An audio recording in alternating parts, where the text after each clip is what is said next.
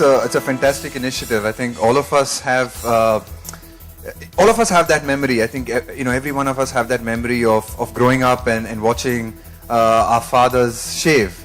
And sort of sneaking in and watching him shave every day, and especially me and my brother, just watching my father shave every day. And just sort of wondering when would we grow up and, when would we get the chance to shave. And that almost seemed like a sort of rite of passage that, you sort of, I'm a grown-up man now, I can actually use my father's razor and shave. And he always used, and just used, his razor. So I think it's a fantastic initiative because it recognizes that relationship, it recognizes that bond. It recognizes so many things, about a father-son relationship. It's a fantastic relationship. I'm learning a lot about. You suddenly feel a lot more responsible about everything you do. I think you suddenly realize that your children are watching you, and your two sons are watching everything you do and everything you say. Even a small thing like driving the car, and whether you stop at a red light, and what things that you do, they watch all your actions. And I think that's something that I've learned from my father, that you sort of watch so much. And he was not about giving big speeches or big lectures. My father was never one for that. But he was someone who I think I could learn a lot from just following what he did, and the way he led his life and the simplicity with which he led his life, I think was a great lesson for me. So it's just something that I'm conscious of as a father myself, that my children are growing up and they're watching everything that I do. I think when you're in a public space and you're playing, it's a lot more a controlled environment. So you're in control of whatever you're saying and doing a lot more than you are at home. So I think it's a lot more tougher at home. And I think your children challenge you as well. They will push back and they will challenge you and they will say, why? And my elder son is growing old enough to now question and ask questions. So it is a lot more difficult and it is a lot more challenging, but also hugely enjoyable and great fun. Look, I think just from even from a cricketing perspective, my father was a huge role model, because my earliest memories are actually of him. We had a black transistor radio at home, and of him actually listening to commentary, whether it was India playing in the West Indies and listening to Gavaskar score 100, or India playing in England. In those days, my dad would tune on to the radio and he would listen to the commentary, and just I would sit with him and listen to him, and he would tell me stories. And Sunil Gavaskar was his sort of he was a big fan of Sunil Gavaskar, so he would tell me stories about Gavaskar and what Gavaskar did in '71, and how he's grown up. So I think even from those young days, just that inspiration and the passion for the game is something that I imbibed from him and learned from him. I mean, even when he had leave and he had a weekend off, and if there was even a Ranji Trophy match in Karnataka, my dad would take me to watch Vishwanath and Brijesh Patel play, or Chandrasekhar bowl, or Prasanna bowl. So I have memories of way back for the 5-6-year-old kid going to the KCA stadium to watch Ranji Trophy matches. So I think I owe a huge debt in that sense to him, in terms of just giving me the love and a passion for the game, and I think that's something that sort of came true. Definitely. To answer your question, Mandira, my father has been definitely very inspirational and has been a role model for me. I kind of try to emulate him in every possible way and try to, walk along his footsteps. There are so many things that I've imbibed from him and learned from him, and I wish some of the qualities that he has, I have, and I can pass them on to my son. Yeah, he was about 8 years old, so he was interested in cricket and he was interested in singing also. So yeah, I was. So I took him to Khal Gymkhana, and I used to have a lot of friends there, and I introduced them, and I wanted him to be a cricketer.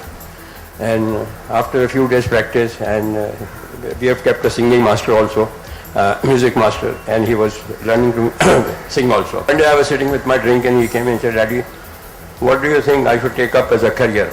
I said, "Singing or cricket?" I said, you should take up cricket." I said, "Have you seen me batting?" I said, "No, I have heard you singing." Nice one. Well, not a very easy question to answer, because I don't know whether there's any one single aspect that he has, that I've learned from him, that would probably be the most important thing. There are so many elements and so many layers to what he has taught us in life, which if one has to follow, I think there's like honesty is one of them for sure. Honesty, discipline, hard work, they'd all probably be in the same commitment, and being loyal.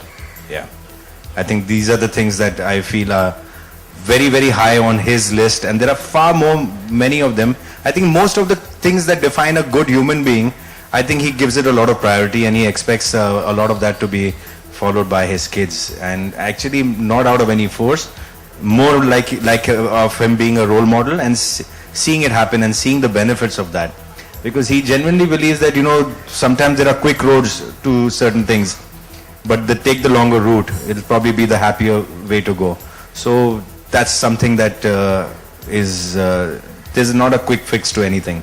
He believes in that, and I think that's what we've learned from that. Work hard, and even if it takes time, it'll happen, but don't lose sight of what you want to do. No, I would never interfere in their lives, because they are grown up now. They understand everything, and children are as much part of nature as to protect them while it is a small tree is there that you have to cover it up and all that. But once they grow up, you just have to leave them alone. As you cannot plan the growth of a tree, it grows on its own. But only thing is that when I see something wrong, then I will tell them. When I see register something, that is the only thing. I have never interfered with their personal life, with their emotional life, and with their married life. I have allowed them. I have never put them while growing up into any pressure that you have to do like this, or you have to come first, or you have to play cricket like this and all that.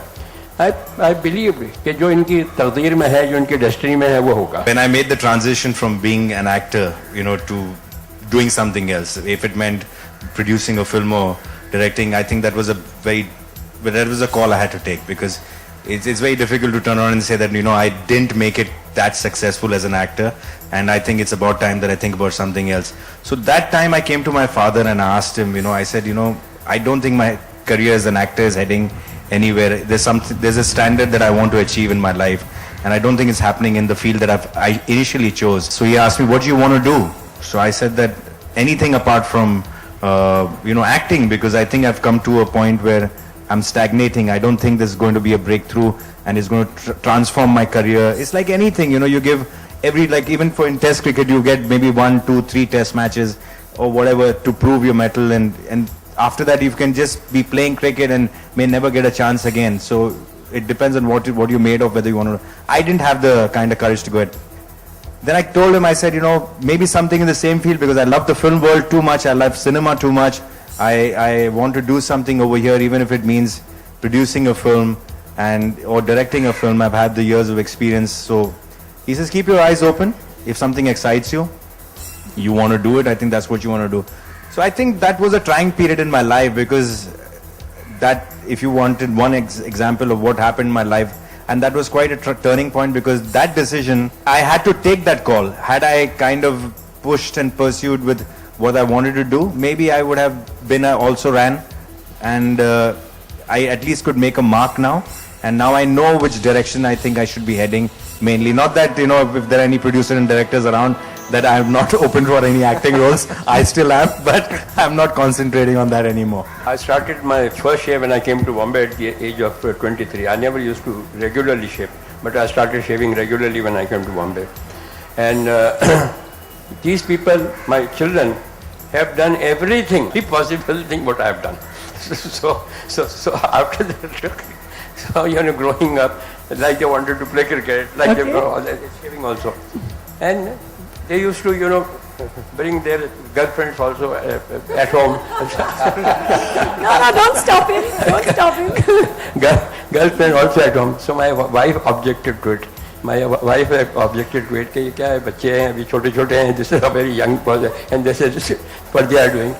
I said, you will tell them not to bring them home. They'll go on the rocks on the seafront. So it is better that they come in front of you. So these are the things they started, and one of them was shaving. So they also started at the right age. Say the 3 things that he taught us. 1 was how to ride a cycle. Yeah. 2, the love for cinema, and 3, the love for drinks.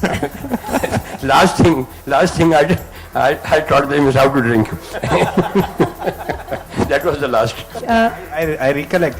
Dad used to use those single blades, the Gillette ones, which you got a screw up, which was pretty fancy at that time. And as kids, we are always fascinated by the fact that when we're going to shave, how we're going to do it, because it's not as if the first time you ever thought you're going to do it. then I think I took Dad's permission, and that's how I think I shaved. I used his razor. I remember. Were you a He part told me of- you will use my razor, but change the blade.